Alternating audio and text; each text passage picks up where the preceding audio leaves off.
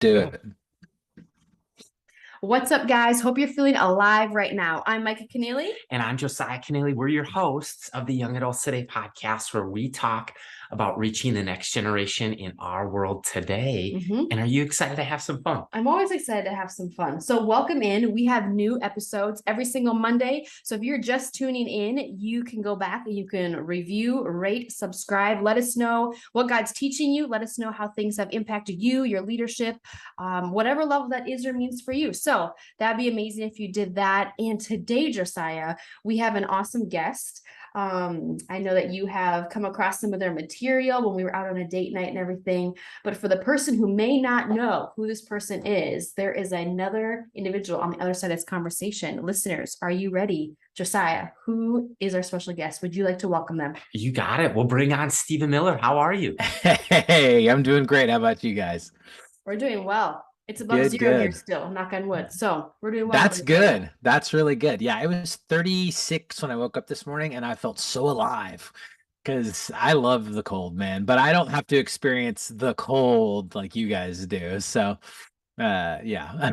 There's a difference between cold and crisp. I can enjoy the crisp points with a Yes. hot cup of coffee and a walk. Cold, Yeah. you'll find Josiah out there running in the snowbanks. Not me, but Do you guys have a fireplace? Because I we can't do. imagine you don't. You're sitting in front of it. Yeah. Praise I'm a God. fireplace fanatic. So the second that the temperature gets below 60, I'm like, oh, it's time to find some wood or whatever. So it's a lot of fun. And if I don't have a fireplace, then I buy, if like we're at an Airbnb or something, I'll just buy like a little cheap fire pit or something, Yep. just to have it. There's something about fire that just it's great. We've got real wood behind us, Mhm. fireplace, and then downstairs is gas. So I don't Yeah, know if you want to say best of both worlds. We like the real heat, but absolutely. the Yeah. other one, the other one downstairs can actually throw some heat too. It So can. It It's when your does. 2-year-old finds the remote and it's like 90 degrees and you go down the stairs and it's like, and I'm like, No what's kidding. happened? Well, how long has this been on? So we have to hide the remote. So And the cleanup is so much easier on the gas ones, but I really do prefer the wood burning fireplaces as well. I know it. We love it. So Open pit. yes. Well, and hey, so love here's it. a fun story, and then I'll introduce Steven just a little bit. Our paths crossed on Instagram like 2, 3 months ago, and it was just like, hey man, good to connect. This is awesome. And then Micah mentioned we were out on a date night at Barnes and Noble, and I was like, that's my new friend's book right here. So And cool. so we wanted to have you on the podcast for a conversation. And if you're newer or new to Stephen, he is from the Miller fam, and they have an amazing YouTube channel. If you are looking for something fun and you want some inspiration, definitely worth the subscription there. And he's having a blast making vlogs about their crazy life as a family, as a dad of 7, just like Seventh Heaven. I think their YouTube success is actually because of 7 children. No, I'm kidding. It's God's favor is on your life too. But they have a story. We'll talk about adoption, cooking and nutrition, music videos, workout routines, and traveling with their amazing family. He's also the author of the book that I saw and picked up at Barnes and Noble, The Art of Getting It Wrong. And so, Stephen, what we want to hear is a little bit about you and your family. Man, yeah. So it's we have 7 kids. You said that already. I've been married for coming up on 20 years this year, which is Awesome. amazing. We've been together since high school. We were high school sweethearts. 7 kids.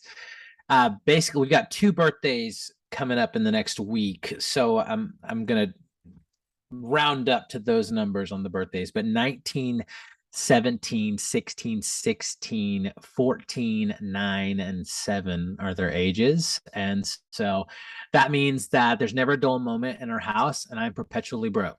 So yeah, True. it's we got 5 teenagers, which means that the emotions are always running high, but it's the kids all love each other, and it's like they all get along so well. We have 4 adopted, 2 from China, 2 from Ethiopia. Wow. And so it's beautiful. It's just sort of this beautiful, diverse, adoptive family that God's put together, and it's a lot of fun, man. I love it. That's crazy.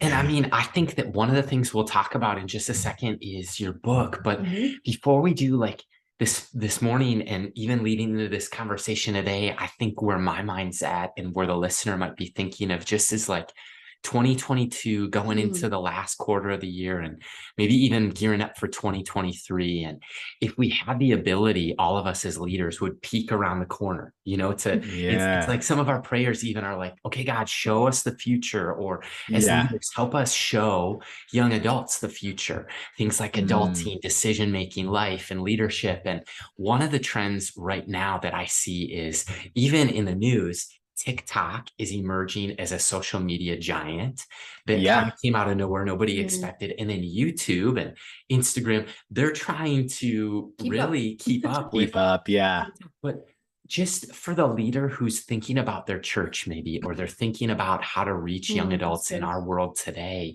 ourselves included, with this Mhm. podcast, we have a YouTube channel. And I think just really have a heart to reach the next generation. And a big part of where they Yeah. are is right here.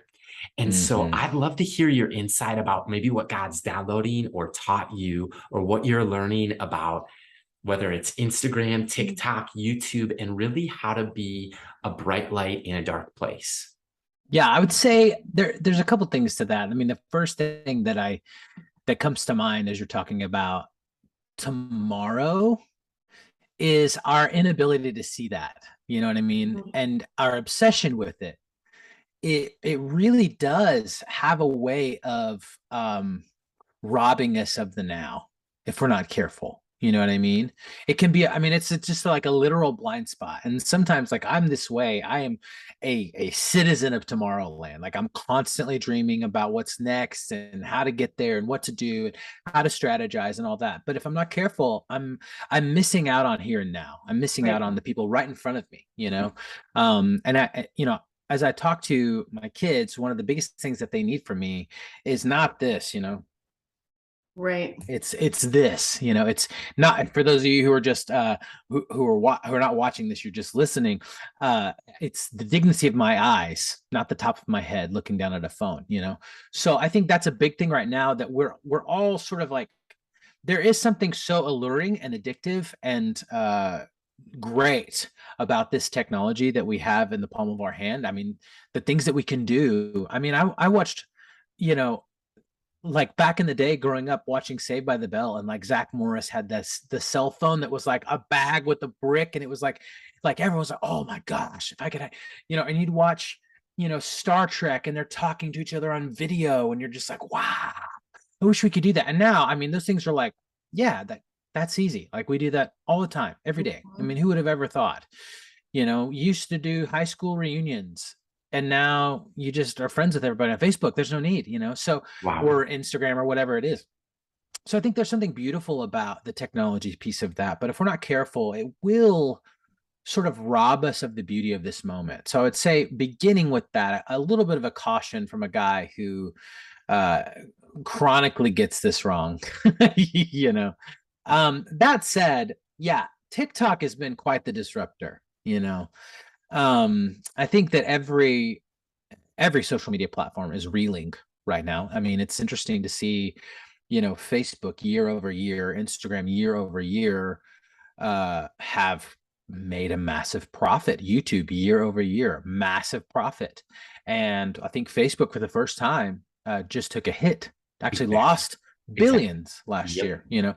Wow. So they're like, what the heck? And whenever the bottom line for your investors is the ultimate goal, then they have to mess things up. So there's a lot of complaining right now. Why is it that I have to keep seeing TikToks on my Instagram? And then if you follow the guy, the CEO of Instagram, he's like, I promise you, we're trying to fix it. And like, it's just kind of what it is.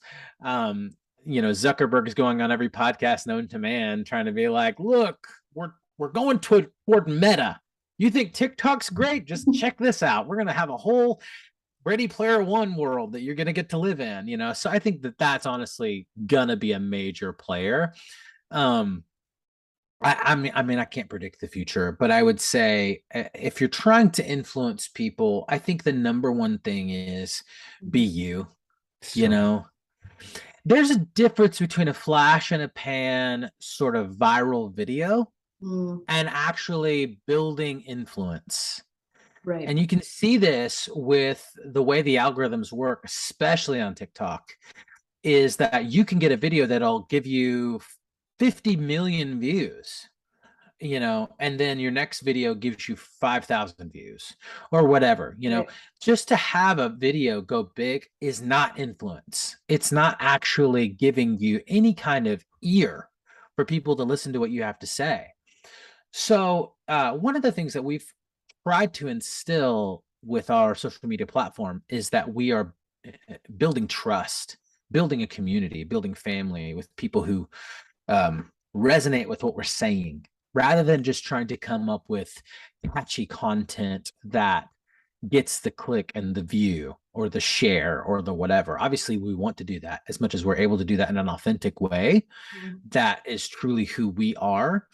But we're not going to do things that are like clickbait or drama or whatever just to get that sort of temporary hit, because ultimately what that does is it breaks down trust. I mean, I can tell you people who have made videos that have gone really, really, really big, and then they have a huge account.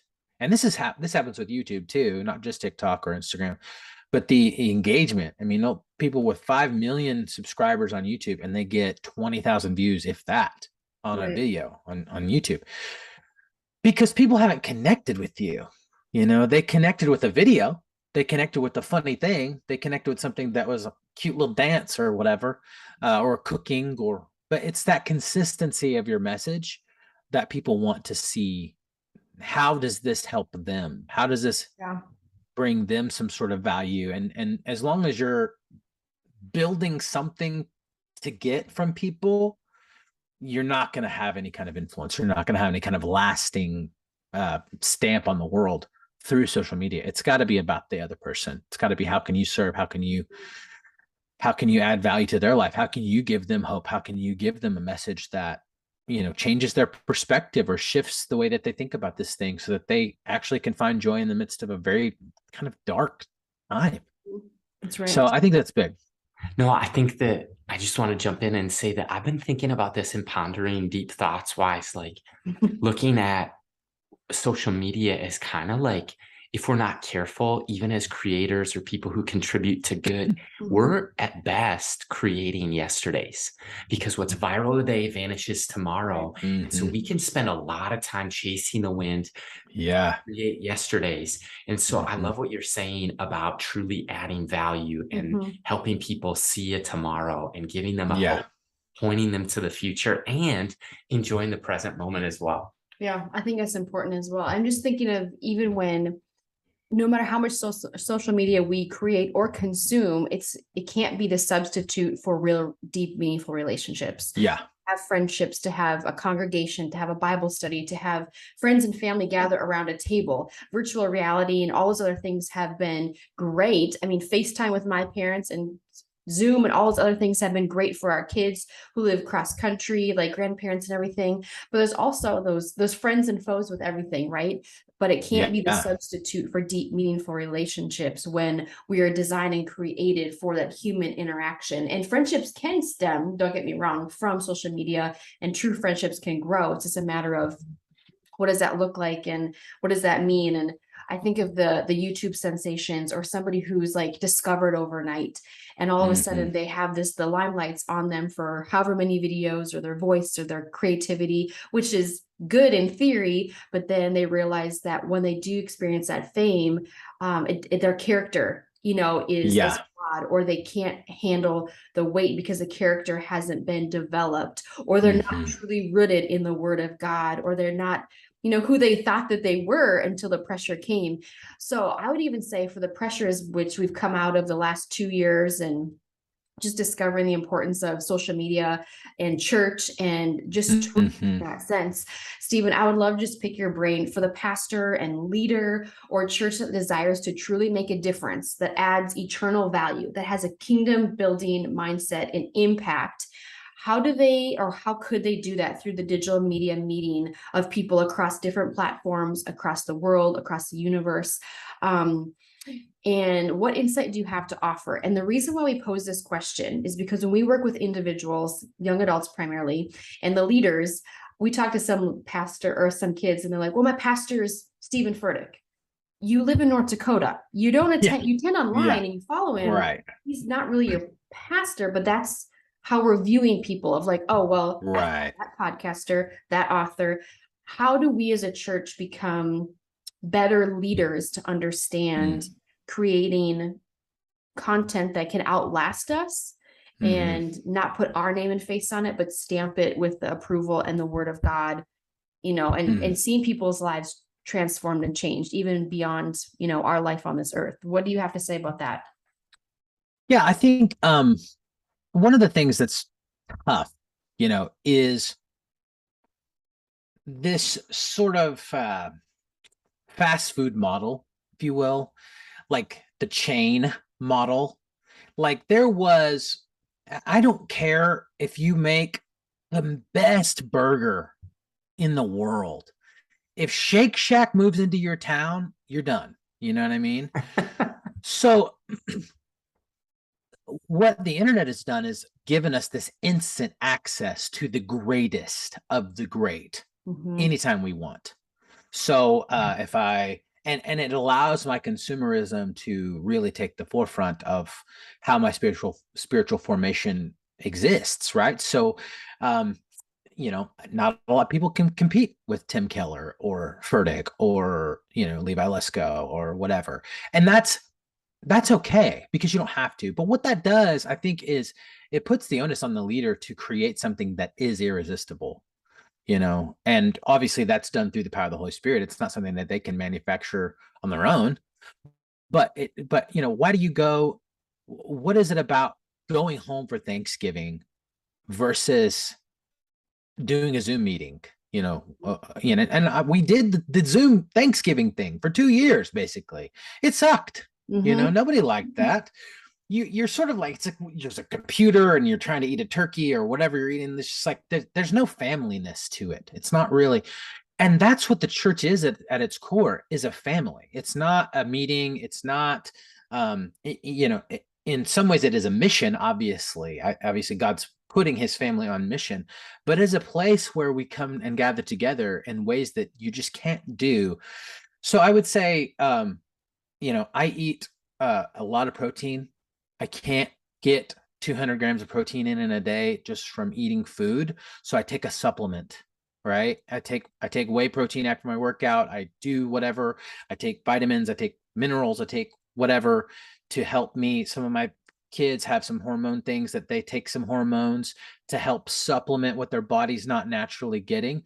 So like, I would view this online thing like whey protein, it's like, it's good to have to help you sort of, but ultimately you really kind of want some vegetables and you want some meat and some eggs and some, protein and carbs and those things that your body actually needs, the real thing.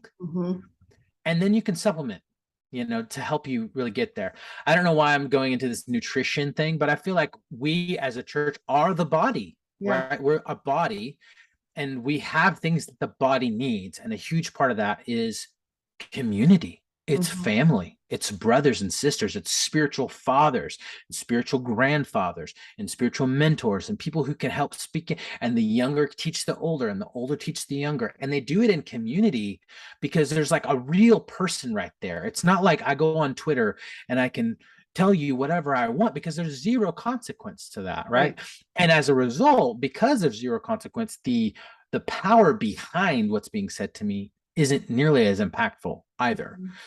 So, as much as it's so easy and so convenient to say, well, my church is this mega huge church that has great worship and great music. And that feels good because frankly, a lot of churches don't have good preaching and good music. Sorry, my cat's kind of going crazy here. That was good. She's my lady. She's 12 years old. We've had her forever and she's just kind of hangs out. But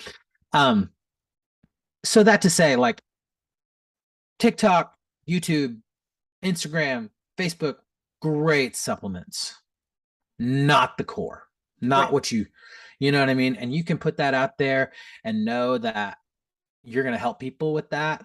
But ultimately, what are you doing that is irresistible to your community to where they can come and build a life together and be a force for the mission of God in your community? And how, because that's where when Sally has a miscarriage and she's can't get out of bed and she's got two kids at home that need to eat, but what the heck, you know? Or Joe just found out he's got cancer and doesn't know what to do, or they lost their job, or their husband just cheated on them, or whatever those things are, because life is life. Right. And I cannot live in community with somebody on the other side of the world. I can find something with that, but how do I truly know and be known and serve and be served in this family? That's what you have to, I think that's what leaders have got to figure out how to do. And it's not going to happen by making a slick YouTube video. It's so good, Stephen. And I think that where my mind goes with that is, say we're doing something that is online. What can we do online that can't be accomplished in person? Mhm. And what can we do in an in-person gathering that can't be accomplished online? To your Right. point of Yeah. irresistibility, people are looking for deep, meaningful relationships. Mhm. So building in some conversations, or building in some like 5 extra minutes in a service for quiet time or reflection, a Mhm. moment of silence, getting together with your neighbor and think, pair sharing, and just, Yeah. I think similar to like, what can you do in a Sunday gathering of corporate worship that you can't do in a small group of somebody's living room? But then what can you do in somebody's living room that doesn't really, it can't be pulled off as logistically well as from a Right. stage or in a Yeah. worship gathering? So those are some questions for leaders to kind of think through, or maybe brainstorm through Right. with their teams. Mhm. And I'm really excited to hear more of your journey. You just put out a new message, it's everywhere, Mhm. called The Art of Getting It Wrong. And your kind of your hope of putting out this book, and maybe your desire for the listener today, what would you Good. like for them to walk away from even this conversation with? I think we're talking to young leaders right now, young adults in general. The message that I would tell myself as a young man is really what I wrote in this book, because I have a lot of young women and young men just in my house, So so I true. get to sort of shepherd this little youth group. It's funny. We go into coffee shops and people are like, "Are you guys a youth group?" We're like, "No, we're just a family." Um, but I've got, this group of young adults in my home, and the message that I wanted to give them is for my kids and my colleagues is that, like, you're going to mess up, it's just part of life. It's part of who we are as broken people. And, you know, it's going to be okay. We almost called the book It's Going to Be Okay. The idea is you're not your failure. Your failure doesn't define you, but it can refine you. And your Mhm. failure is not final. So, if I'm a kid and I'm like worried out of my mind, or a young adult, young 20 something, just graduated, trying to find a job, starting a new job, a CEO with all the pressure in the world around me to make sure I get it right. You know what I mean? Like, I'm probably going to be living in a fear of failure that honestly robs me of being able to enjoy the peace that comes with knowing that it's going to be okay. I tell this joke that, like, it's actually real. My kid's trying to order a pizza and they're like, I'm like, you need to call it in, and they're calling and they're like, please don't pick up, gosh, they're scared, like, that someone's gonna pick up the phone, on the other side. It's like, it's gonna be okay. Like, in reality, the guy on the other end just wants to give you like a really great pizza. He's not probably a blood-sucking vampire that wants to rob you of your eternal soul. So the idea is, I know for me, even now, for people in my stage of life, my season of life, there is this sense that we're kind of looking back on maybe 2 decades or more of all these dreams that we had and things that we did, and we're sort of going, is that it? Like, did we get this wrong? Like, is this what all my work is amounting to? Does this, like, there's a sense of, like, if you're not careful, letting meaninglessness and hopelessness sort of seep in, like, golly, is this really it? Did I miss the boat? And the answer is no. Like, maybe you did in some ways, but there's still a lot left to do. There's still a lot of life left to live. So it doesn't matter what your track record was up to this point. Like, that's okay. That, like, your failure doesn't define you. It can refine you moving forward. You can learn a lot from what you did or didn't do. And you can move forward with the hard-won wisdom that comes from maybe getting some things wrong. And in the same way for my kids, it's like, or these young adults in general, like just myself at that age, I'm just looking at life going like, I don't know, like, what if I fail? Like, should I do this? Can I do this? Well, what if I don't get it right? And so then maybe I don't jump in on God's mission and plan for my life. That's not to say that God can't continue to do wonderful things through you if you Right. let that fear paralyze you. Right. But why miss out just because you were worried that it's not going to go the way that you think it's going to go? Like, give it a shot. And if you fail, that's okay. You'll get another shot. And if you fail that time, you'll get another shot. And if you fail that time, you'll get another shot, and you'll get as many shots as it takes. Right. And that's okay. Because, like, you look at Edison, for example, this is a hotly debated thing. Did he or Tesla get it, with the electricity thing? I don't know. But apparently there's 1,000 bad tries Mm. before he finally got electricity right, and it's like, well, what does it feel like to get it wrong so many times? He's like, no, it just took 1,000 times to get it right. Right. I So just stuck with it. it's just, yeah, just stick with it, and it's okay if you got to pay your dues. It's okay if you're not the CEO the second week of your job. It's okay if you don't walk for 5 minutes and lose 50 pounds. It's okay if 2 weeks into your diet, you're not like looking like a model. It's okay if, you have to work some extra jobs to pay off some debt. There's just so much stuff in life that isn't just this simple fix.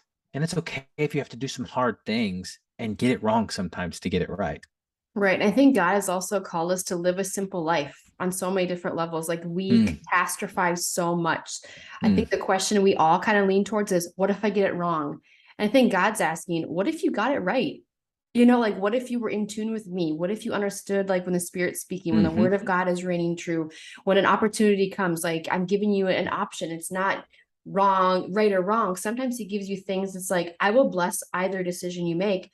And I think so many times our prayer for our children is like, Lord, I pray that they can problem solve.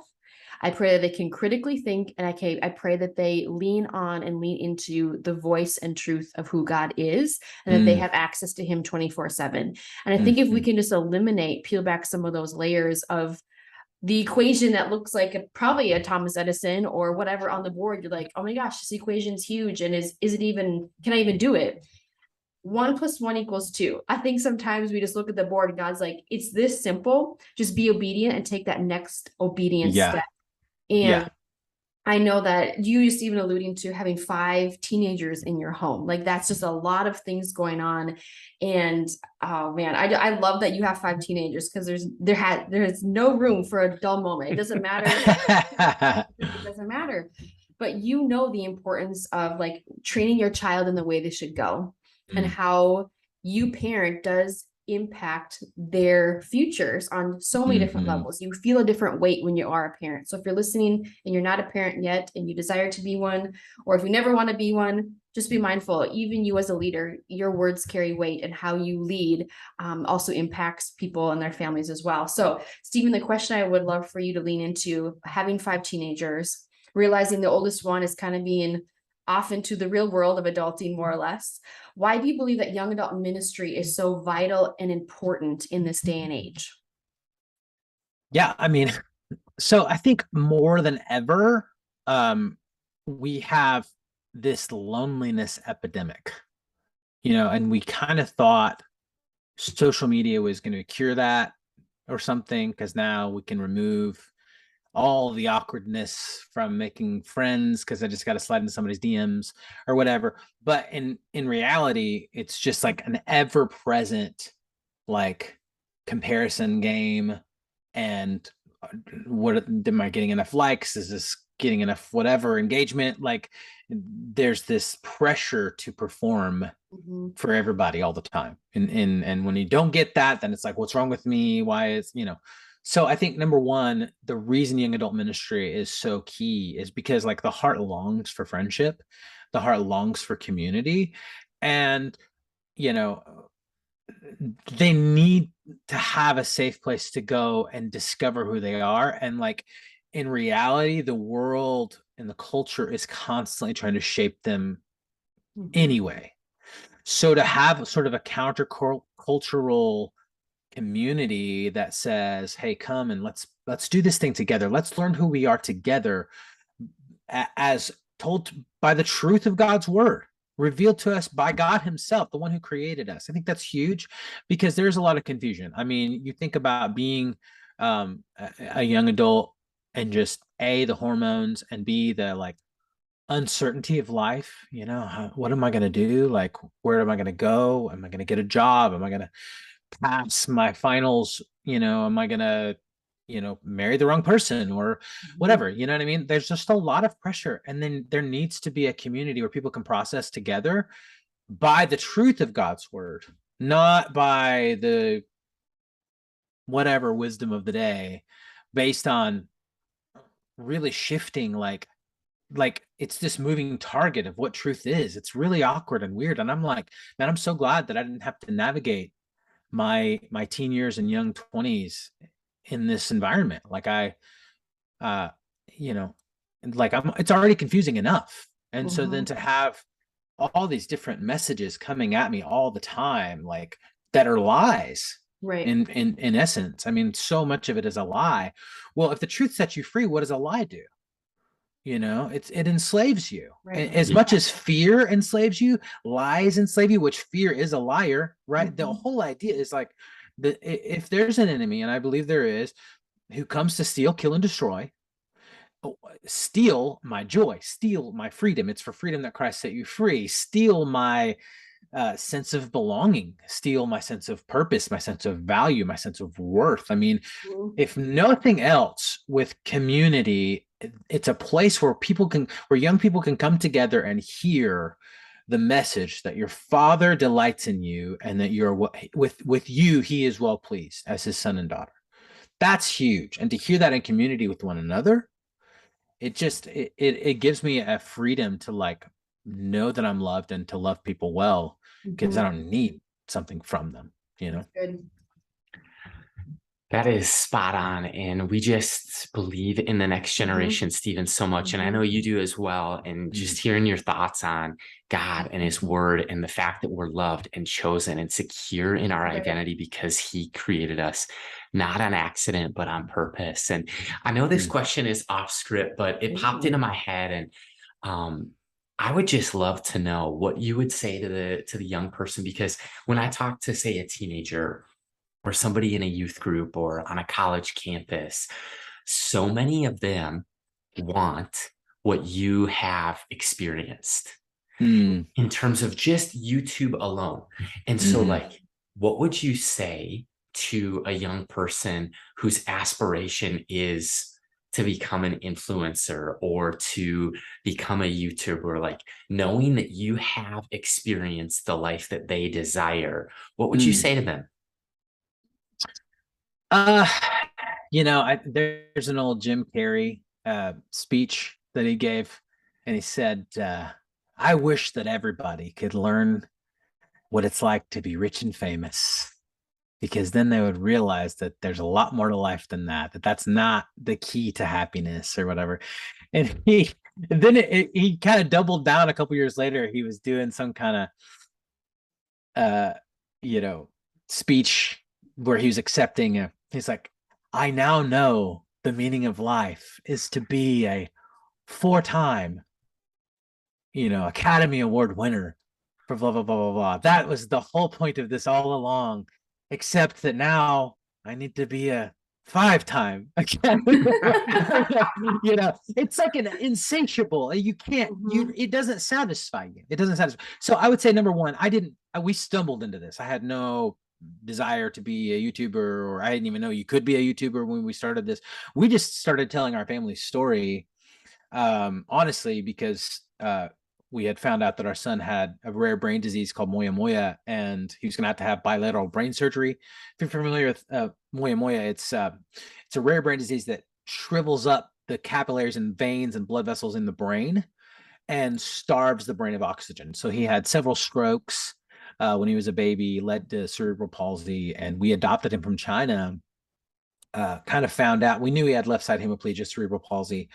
We didn't know the extent of it, and we didn't know what had caused it. And so we got all this info after we adopted him, which is sort of like that moment where you're like, oh my goodness gracious. And I'm a pastor at this point, you know, I'm a worship pastor, I'm a songwriter, you know, AKA you don't make any money. And we're like, how in the world are we gonna pay for a freaking bilateral brain surgery? You know, we got to figure this thing out. And we had some friends who had made a little bit of money on YouTube. I thought that YouTube really was like Vimeo, like you just hosted your music videos and you put them up on your website with that, you know, link or whatever.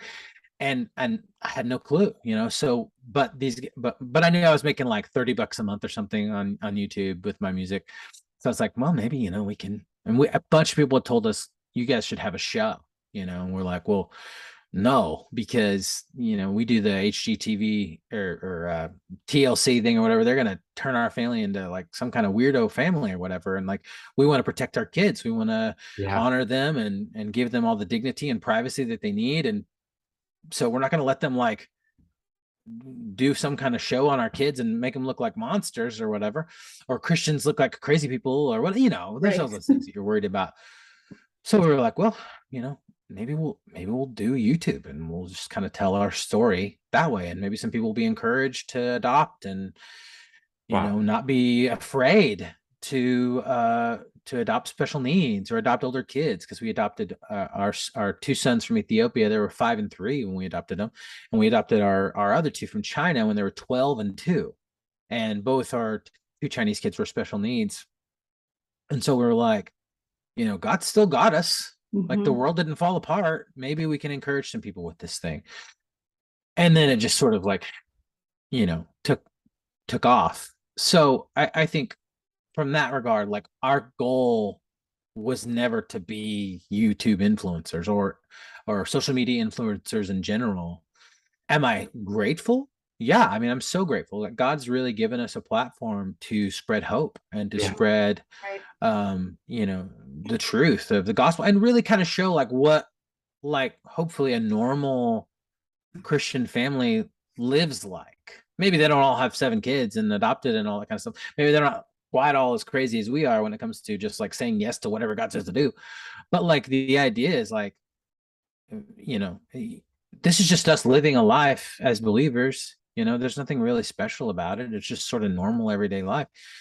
And we get to do a lot of fun stuff. But you know, I would say don't let Louis Giglio used to say it like this. He said, don't look for the mic, look for something to say, you know. And I just thought, man, that hits, you know. And I think the same thing with social media is like, don't look to be an influencer, look to have something worth influencing people to, you know. Like, what's your message going to be? What are you looking to do other than try to make a bunch of money? And the other thing is like, I think there's this misconception that like it's not work to do online stuff. It's a lot of work, man. It's that old joke. It's like, man, I will work 600 hours a week just so that I don't have to work 40, you know? And I think there's something to that, you know? It's like we do several videos a week. We do several posts on Instagram and TikTok and Facebook. And it's like, you know, it's work. It's not like, and the other thing is, it's not lasting, you know, especially if you don't take care of it.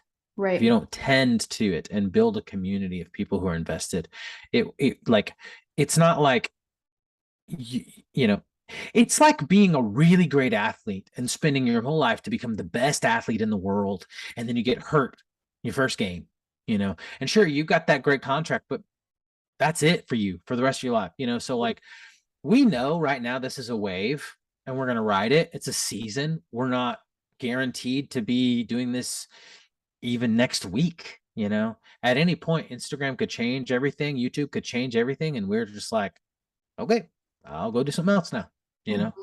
Mhm. So I would say that if this is what you want to do, and this is like the first time in history, it's like used to be, I want to be a famous actor or a famous singer, or maybe like, Josiah, you probably grew up being like, I want to be Chris Martin because I look just like him. Him or a baseball player. Oh, It's like this is the first time in all of history where you can say, I want to be a social media influencer and yeah. that be a viable thing. People still don't get it. I still don't get it. When I tell people ask me, what do you do? I'm just like, I'm a videographer. It's like people kind of get their head around that a little better. Right. But or I'm in marketing or something like that, which both are true, So I just think no matter what you set your hand to, and I'm just kind of getting long-winded at this point, be the hardest worker in the room, show up every day, be consistent, be committed to quality. Mhm. You're not working for fame and money. You're working to the glory of God. So Right. if you're an influencer, be an influencer to the glory of God. And don't be an influencer to the glory of God like, here's this picture of me and my thong covered butt with a coffee mug trying to sell some coffee. And then in your bio, it's like, you know, to the glory of God, whatever. Like, be consistent, like Right. I'm not saying be a prude. I'm not saying, whatever. That's not my message. Certainly, like there's enough of that out there. That's what I'm saying is like, it, have a message and then go for it with all you are to the glory of God, and do it Right. as worship, and Right.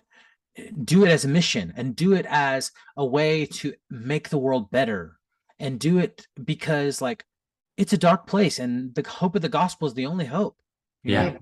so Right. like go for it, and don't be ashamed of it, and don't by any means phone it in ever. Never phone it in. Like give it all you got all the time. Right. Right. And I think it comes down to first and foremost the condition of your heart. Like God knows the condition of every single one of our hearts. He knows what we post and why we post it. And that's a good Mhm. filter to keep up. Like, why am I posting this? Is it to make me famous, or is it to give glory to God? Like you said, is it to make my name known or to make God's name known? Is it to gloat about myself, or is it to extend hope and encourage somebody who is in a dark season or who Mm. does not yet know what it means to be a Christ follower? And I think it's just a good reminder of we all have an opportunity to influence. We may not all have this huge platform, but influencing your family first, your friends, the people around you, your community, your neighbors. I mean, God forbid that our neighbors don't even know who we are, but people halfway around the world knows it. Like, we want to be the same people consistently in our home, in the grocery store, in our marriage, wherever we're at the bank. Like, we want people to see something different and know there's something different about us. And hopefully we can point them to Christ and say, hey, what you see in me, it's not Micah, it's not Josiah. It's just the love of Mm. God. Like, we just want to love Yeah. people well, and we want to point people to Christ in a dark and broken world, because that's the only thing, like you said, that we have to offer that is going to outlive and outlast Mm. anything that else that we could possibly offer on this earth. And Stephen, are you up for a challenge?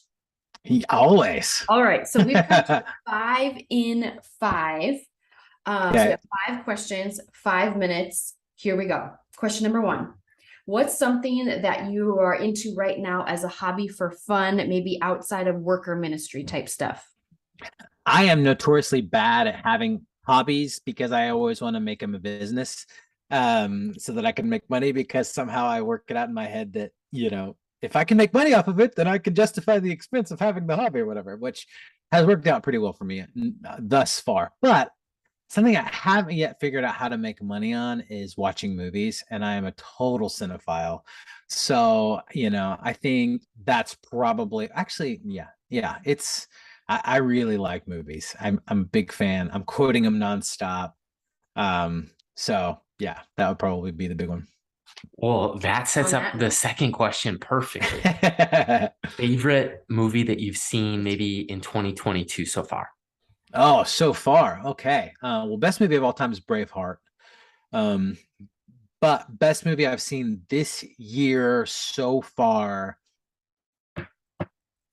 This is not a recommendation because it's just what I personally like. Bullet Train was brilliant. with Brad Pitt, and it's got some language. It's a little bloody, but like the if you just look at it from a strict cinematography standpoint and just the twists, it feels a lot like an old like Ocean's 11 type movie, or just kind of like that kind of thing, like a Guy Ritchie type film. It's just really good, and it's brilliantly shot. It's cool. Yeah. Oh man, I've not seen that one. But here is the curveball. If you could ask Josiah and myself a question today, what would you ask us? Ooh.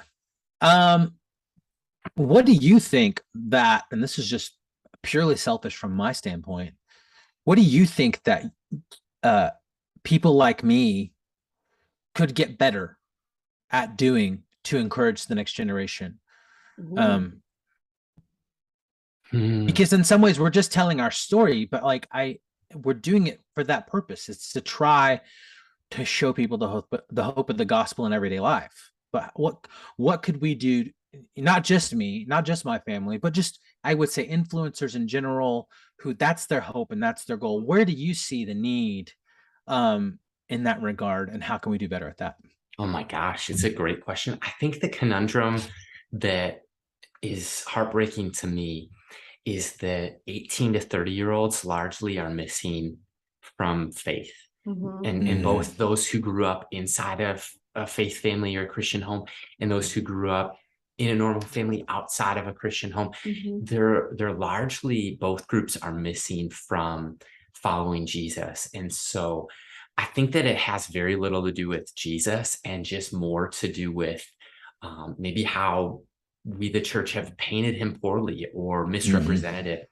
And so I think that just what we'd love your help with is reaching 18 to 30-year-olds for Christ. If I could put one problem on every Christ follower's radar, it'd be, what do we do about young adults? What do we do about 18 to 30-year-olds? Like, what do we do about the faith of the next generation?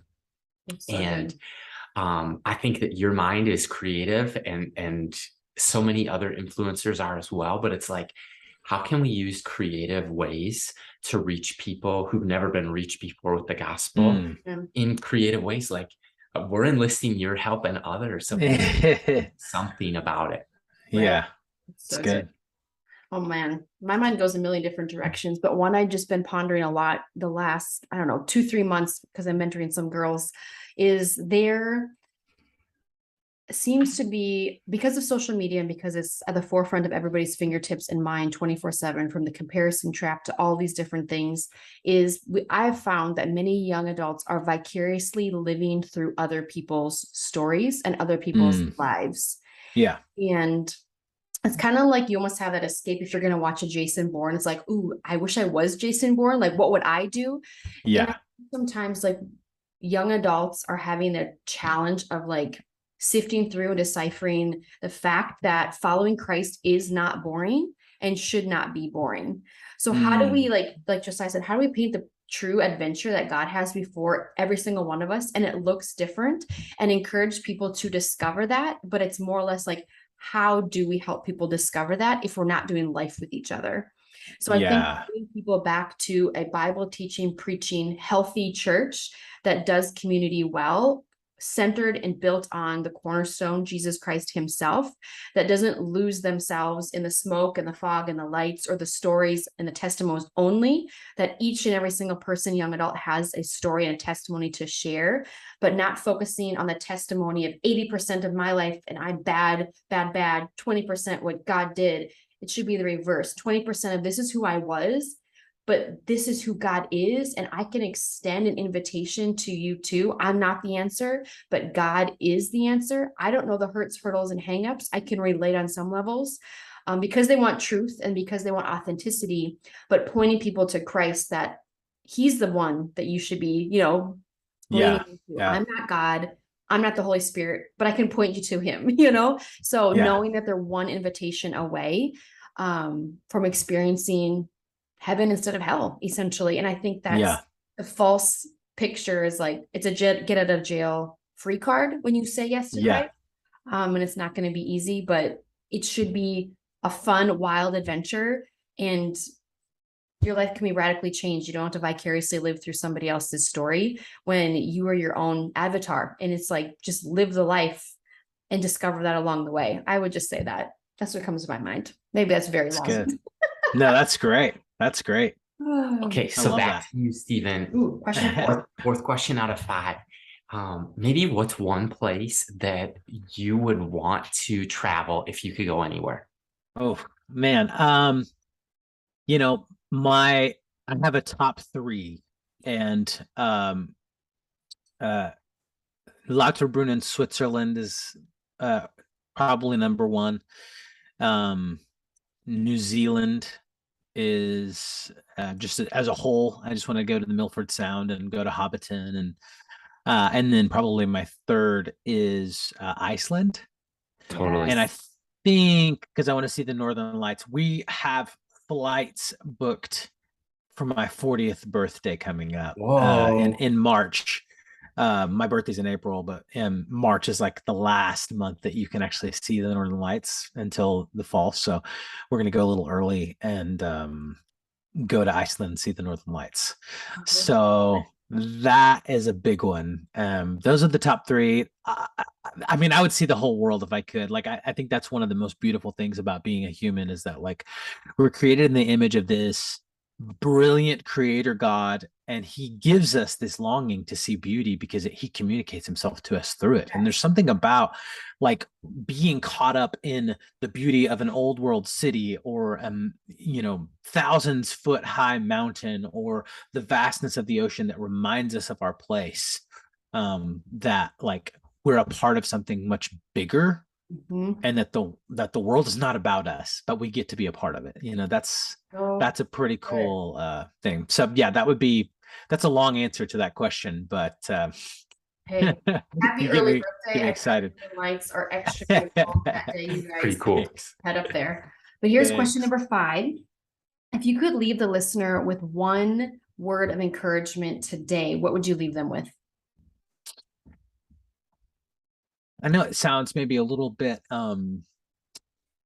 overdone or cliche, but it's going to be okay. I think no matter, like, even if you look at it on a purely practical level, if you zoom out on history, the little things that we're worried about today, like, really don't make much of an impact. I don't know, that seems to trivialize our moments. Maybe that's toxic positivity. I don't know. But the idea is that, like, even if I'm not a believer, these things that feel so big right now, it's going to be okay. As a believer, that hope is multiplied infinitely, because God is working together all things for the good of those who love him and are called according to his purpose. Or as I think it's Tolkien wrote, or was it? No, it was, I can't remember which one it was, but he's making all sad things come untrue. The idea is that, like, in a very real sense, a very eternal sense, and a very practical spiritual sense, that doesn't just have spiritual implications, but physical implications for the here and now, it is going to be okay. Good. So put your hope in Jesus, and look to him, and like have joy and peace from that, and take your problems to him because of that, because that's true. Take your problems to him. Don't, complain about them and grumble about them and mull over them and, allow yourself to grow bitter and burnt out. Right. Take your stuff to him, because it's going to be okay. He will make it okay. Even if he doesn't make this moment okay, he doesn't say he's going to keep us from the storms. It says he'll be with us in the storms. And if that isn't the definition of it's being okay, then I don't know what is. I love it. Well, that is a great way to end our episode for the leader and the listener today. Like, it's going to be okay. God is still seated at the right hand of the Father. He still sees you. He knows you. He's interceding on our behalf. Take it to him. He already knows, but surrender it to him. I think step number 2, take it to him, surrender to him, leave it at the foot of the cross, and trust, believe, and have the faith-filled adventure that God wants to take you on. And Josiah, do you want to conclude us today? And I'll just say, Stephen, thanks so much for an amazing, deep conversation. Thanks so much for having me on. I appreciate you guys so much. Love what you're doing. Oh, likewise. you. And if you want to find out more about the Miller family, Stephen Miller, or his latest book, The Art of Getting It Wrong, you can check those things out in the show notes. So until next time, this is Josiah and Micah saying, talk soon.